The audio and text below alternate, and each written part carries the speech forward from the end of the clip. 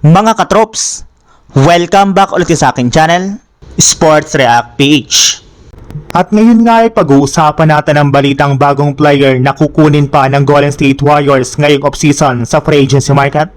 Pag-uusapan na rin nga natin dito sa ating panibagong video ang latest update sa pagkuha ng Lakers kay DeMar DeRozan sa free agency.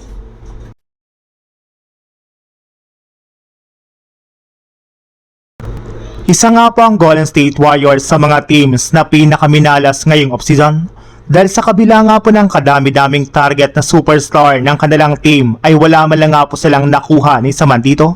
Kaya ito na nga po ang mismong dahilan bakit puro batikos ang natanggap ng kanilang team at bakit nawawala na nga po ng tiwala sa kanila ang kanilang mga fans.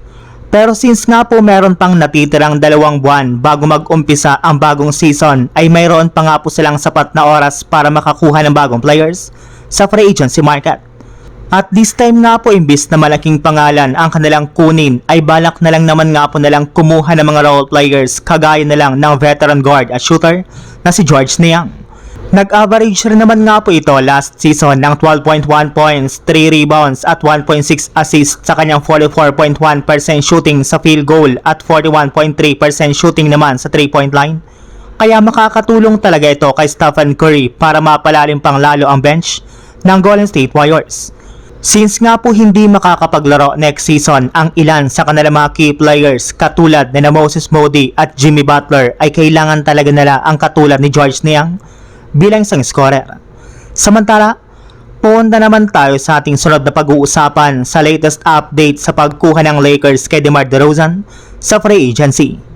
Marami na nga pong mga analyst ang nagsabi ngayon na hindi nga na po sapat ang kasalukuyang lineup ng Lakers ngayong offseason. Ayon nga po sa mga ito, kung gusto man nga na po ng kanilang team na makapag-compete sa West sa susunod na taon, ay kailangan nga po nila ngayon ng at least isang veterano na makakatulong sa kanila pagdating sa scoring.